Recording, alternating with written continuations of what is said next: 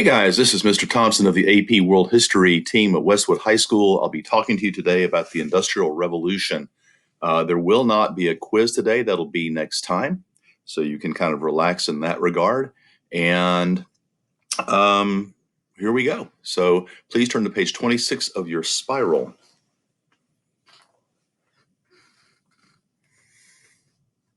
All right, just a kind of overview of the chapter here. It talks about how Sung China had some aspects of an industrialized society with paper money, very large government controlled production facilities, some very key inventions. And then we talk about how Western Europe, starting with Great Britain, begins to really surpass China and the rest of the world starting in the 18th century. The Industrial Revolution is hugely important. It is what allows us people in settled societies for all of history have been mainly farmers. And industrialization has allowed us to have just very few farmers feeding us and allows the populace to pursue other things, such as being students for a long time in a high school. All righty, so here we go. Okay, have you started your curve packet? It's really important for the quality of your review and for the sake of not having to cram and rush at the end to start that kind of early. We do have the test coming up on the 5th and 8th of February, depending on orange or white day. And we recommend that you work on that curve packet a little bit every night. All right, we have a causation LEQ also that day. You'll be writing 3 paragraphs. There's going to be the introductory paragraph and 2 body paragraphs. All right. And we're going to go ahead and look at the documents by Mary Wollstonecraft and Simon Bolivar on these pages to answer these questions in this part of your spiral.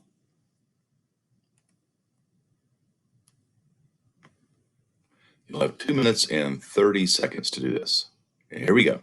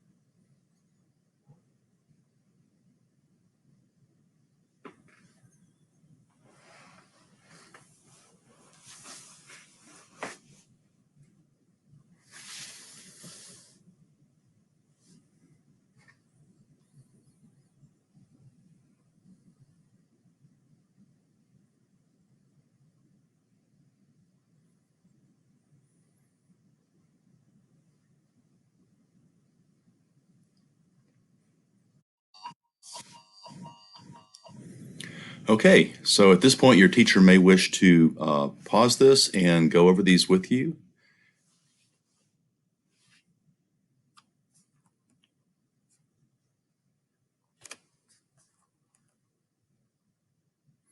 Okay, now we'll be on page 29 of your spiral.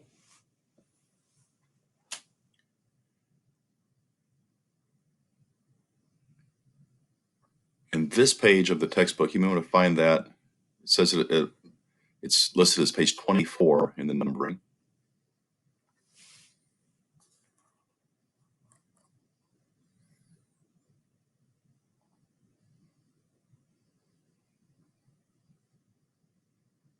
Pausing to let you get to these pages.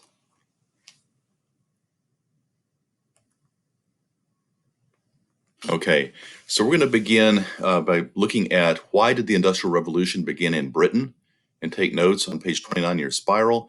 This is great for causation. I mean, this is what it is. And if you don't remember everything in all these sections, just some things would be great, like some inventors, some reasons for industrialization, some aspects of the agricultural revolution that made all this possible.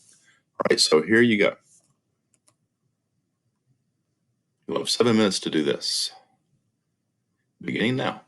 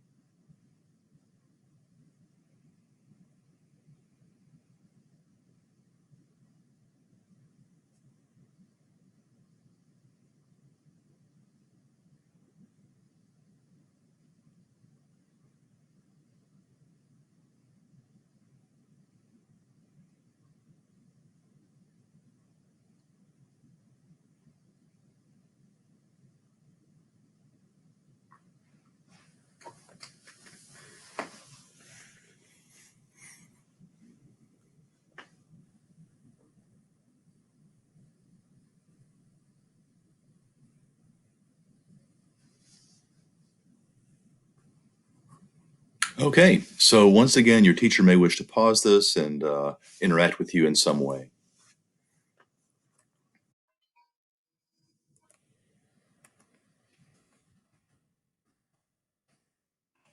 Where's the mouse? There we go.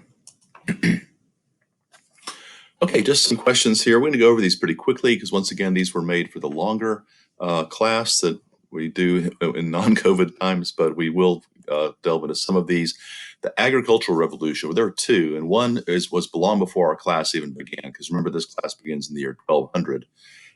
There was one about 15,000 years ago, and that was where many people in various parts of the world at about the same time began evolving away from the hunter-gatherer nomadic lifestyle and planting crops and settling down. It was not an overnight thing. There was, sometimes they would plant crops and move to them and move away, and so but the crops would be there when they returned long before our class began. So the second one we're talking about is going to be a European phenomenon, especially in Great Britain, and it's going to be many changes that are going to do two things. It's going to greatly increase the agricultural output, and always more food means more people. It's also going to displace farmers, and they are going to be forced to move into cities, which is going to be tough for them. But then they will be the basis of the agriculture, the industrial workforce.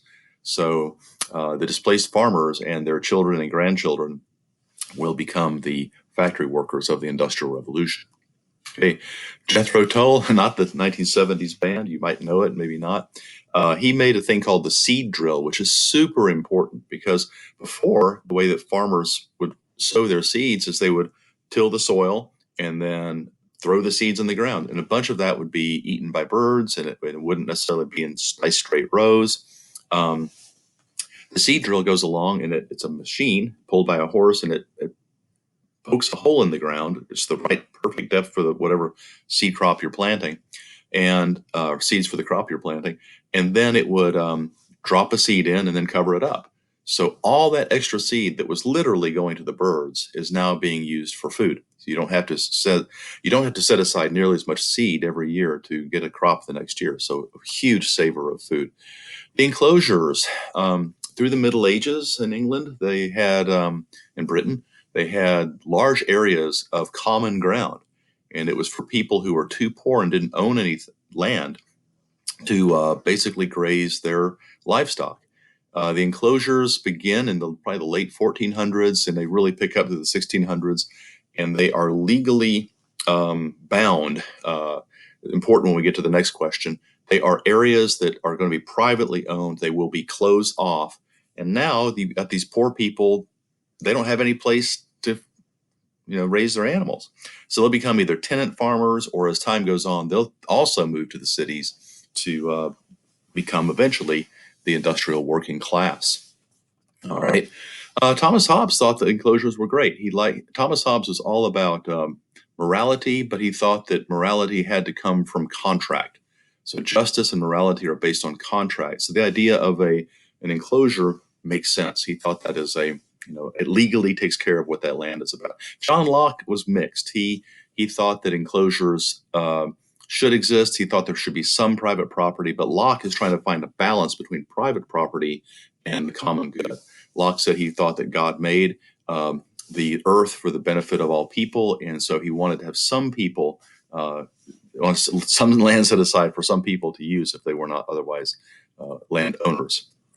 Okay, how to transform the business class as well? You've got these rural businessmen that are rising up, and they are getting more land, they're getting more wealth, they are experimenting with different seeds, different hybrid, different methods, different fertilizers, and they are being very successful. As I mentioned before, others are becoming tenant farmers where they don't own land, they're having to work for somebody else, or like we said, move to the cities where they will become the industrial workers.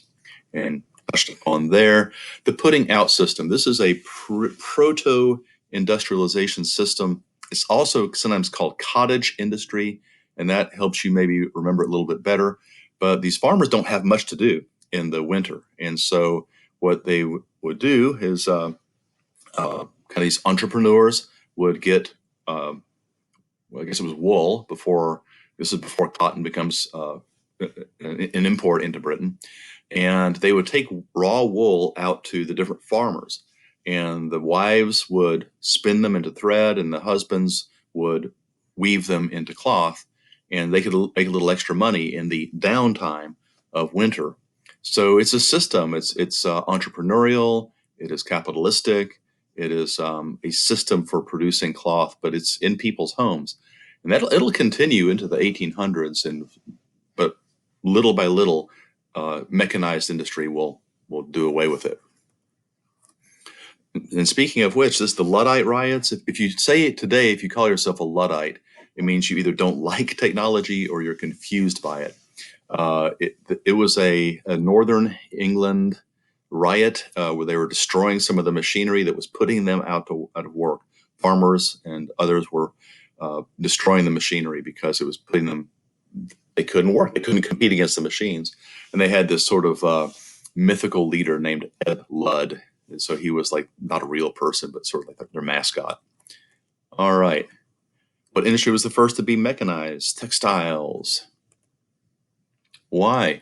This is also a time when Britain is getting more and more influence in India, and they're bringing in Indian cloth, which is really really good, cloth textiles and such, and it's a lot more comfortable than the English wool, and so the British can't compete. So a lot of inventions are made to weave cotton, and then it kind of reverses. And now the British made cotton is a lot better than what could be done in India. They can make it faster and better, and it really is going to hurt India. And your book mentioned them being a colony that is like a textbook model colony of sending out the raw materials to be processed in the mother country, and then it's sent back to be sold to the colony. Over time, India will develop its own mechanized cotton industry, textile industry, with a lot of British input. But we want to be aware of things changing over time. It's not just like this is how it was, right? So in say around 1750, you've got the British are really hurting, and then 1750 on, I guess 1769 on, they're making all these inventions for the weaving of textiles, spinning and weaving. And then they have this big advantage over India that lasts maybe until the late 1800s, and India starts kicking in with its own uh, production. But even with Gandhi in the 20s and 30s was against. We'll get to him later, all right? But it doesn't end that early. It keeps into the 20th century. Sorry for that, going out on that limb there. Okay, water was there's a lot of fast flowing rivers in England, especially toward the center of the country, where it comes out of the hills, and that kinetic energy can be harnessed to move some of this machinery. Okay, gosh, water frame, spinning jenny, right? Okay, how did these change over time? They're going to become more efficient. They're going to become initially powered by hand, and then later powered by water, and then later by steam. James Watt. James Watt makes the very first truly usable steam engine. And they were trying to pump water out of the coal mines. The water table, they'd hit the water table and they start filling up with water. And James Watt is able to create a steam engine that really is functional. Eli Whitney, an American, he makes the cotton gin, which makes the cleaning, removal of seeds from cotton just many, many, many times more efficient. And unfortunately, what this does is it breathes new life into American slavery. Okay, and there we go. It's cheaper, it's efficient. If you go to the 19th century, the 1800s, cotton is to them kind of what oil and petroleum is to us. It ran so much of the world economy, especially in the Atlantic world, but also India, as we mentioned earlier. So it was hugely important. Huge amounts of money could be made from this. Huge numbers of people were employed in Britain. In fact, during the American Civil War, 1861 to 1865, we had there was a blockade of the southern ports, so it was very hard for the Southerners to get their cotton over to Britain. and it ended up putting 500,000 British textile workers out of business in a country that wasn't all that big back then. Okay. And they made them really good. They were cheap to make and they were super high quality. All right, puddling. This is a easy thing to kind of skip over, but it's hugely important. Puddling is a method of iron production that allows you to make very big pieces of iron, right? So things like parts for locomotives, parts for great big bridges and things. So without the puddling process, you can only have small iron pieces. And puddling allows you to make very much larger. Henry Court in puddling. Okay. All right. Well, Britain had an advantage. It had lots of canals in it. My wife likes watching a show called The Narrow Boat, Life on a Narrow Boat. It's like this British guy who just goes a very leisurely trips on these canals in Britain. But of course, the railroads will supersede the canals. All right. Railway products. Okay. United States is one. Remember, the British have this neo imperialism, neo uh, new, of course, way of uh, controlling, of having hegemony. Hegemony means the most power, dominance over an area. The British have this hegemony over a lot of Latin America because of um, their investments, right, including railroad production. This will be true also of India, and then also when they get into Africa later, we'll be doing imperialism a little bit later, but kind of getting just a little bit ahead there. Okay, cost goes way down, way down. Okay, India's economy, um, it's going to be hurtful. You have a lot of people put out of work, right? Okay, here we have this. Okay, and you can see on this the United Kingdom. Okay, that'll be Great Britain plus Northern Ireland, and the production of um, just manufacturing output in general, right? I was thinking this might be uh, iron and steel production, but it's just production in general. And you can see how the United Kingdom just really takes off. But look at this. There you have it. By 1900, 18.5% of the entire global output. In Germany, look at Germany catching up really quickly. Compare them in 1860 with Britain or United Kingdom to 1900, and it's just going to get even worse from there. So what we see, I said earlier, we've got imperialism coming up. We also have World War I coming up, and this is going to be one of the stressors. Britain is stressed that Germany is catching up so quickly, and they'd like to put a stop to that. But there are multiple reasons. We talked last time about multiple causation. When we get to World War I, there will be multiple causes of World War I, not just this economic competition. Okay. And look what's happening over in China and in India slash Pakistan.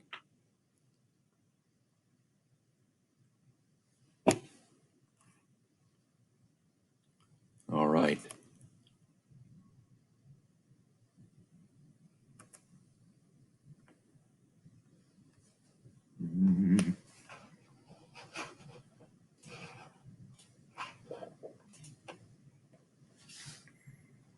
Okay.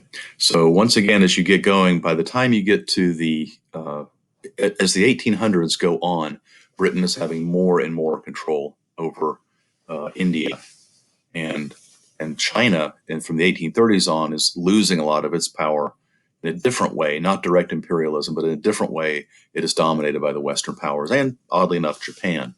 Once again, we'll get to that later in our semester. Okay. We covered this a little bit toward the beginning. I was talking about that toward the beginning. All right. This is something that I like to do with my classes when we're starting industrialization.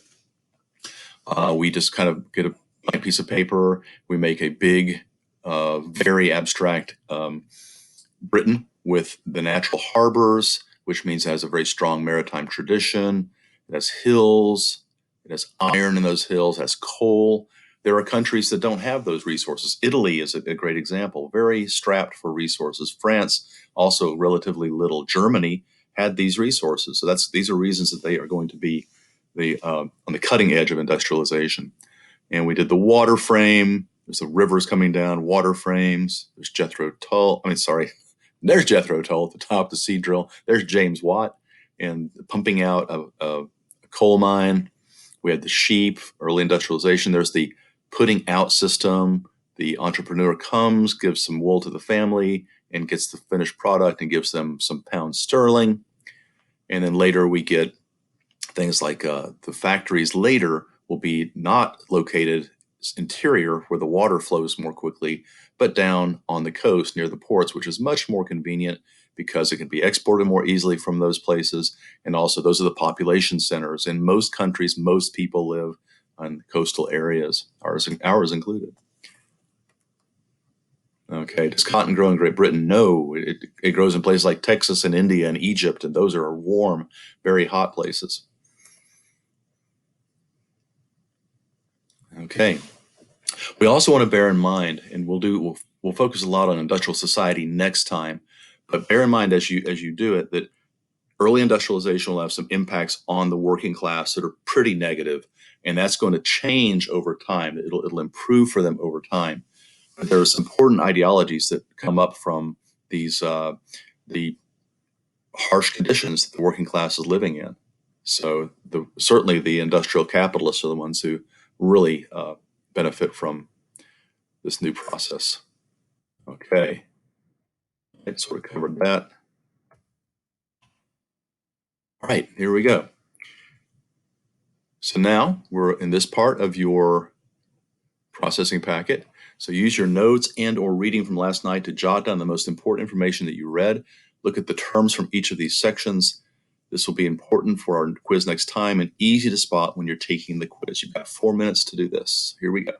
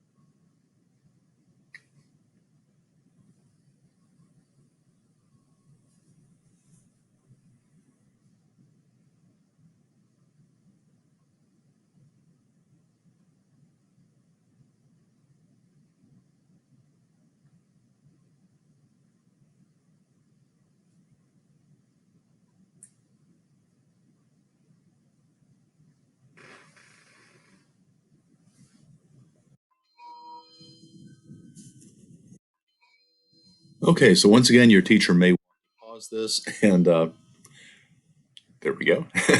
And possibly give you some time to work on it or discuss it as time may allow. But here we go with this presentation. Okay, I'm going to go ahead and look at this part of this page here. It says, imagine you were on the writing staff of Scientific American magazine. Your team is going to write an article entitled Five Technologies That Changed the World.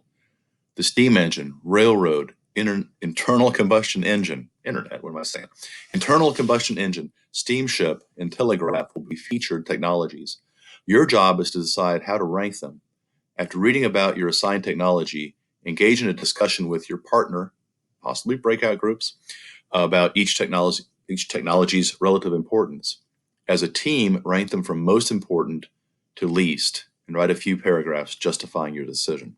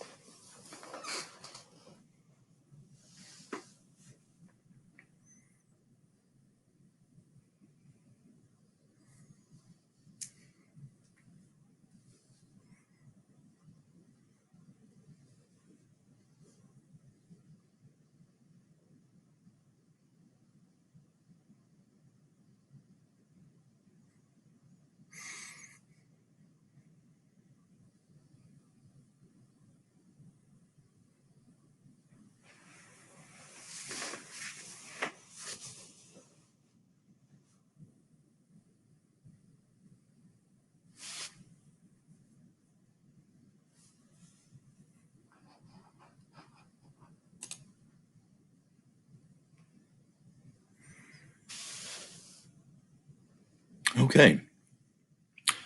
So the harnessing of fossil fuels is going to be just hugely important, a huge change. The amount of energy that they have compared to human energy or animal energy is phenomenal. All right. So energy stored in fossil fuels, specifically coal and oil, fueled the fossil fuels revolution, greatly increased energy available to human society. All right. So what we're going to do is that there, and let your teacher put that into the BBB frame.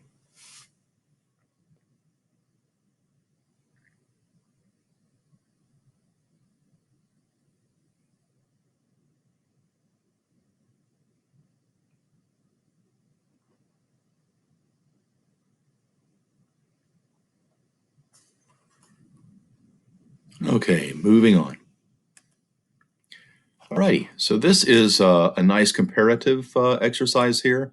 We have two countries. We have Great Britain on this side and Germany here. All right, Germany will be united in 1871, and we have different aspects of how the state impacted the industrialization process in each of these two.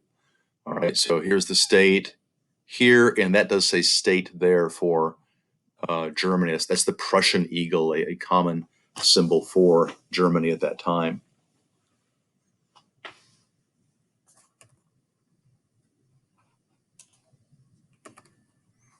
Okay, this is more laissez-faire. This is like let it be. The process was not state guided. However, it's very important to realize that the state is going to support through protection of private property, laws that are going to protect investors and people who are making patents and trying to invent new things, right? So the state's not driving it, but it is supporting it. Whereas with Germany, look at that. Okay.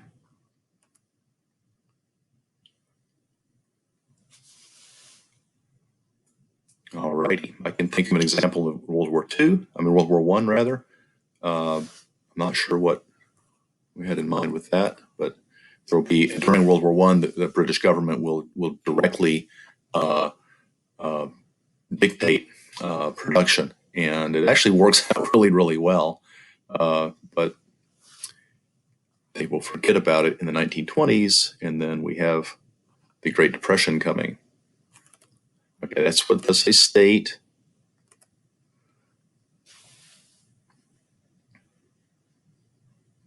Okay, I'll let you work on that just a little bit. Also notice at the bottom what their industrialization process entailed, what kinds of materials.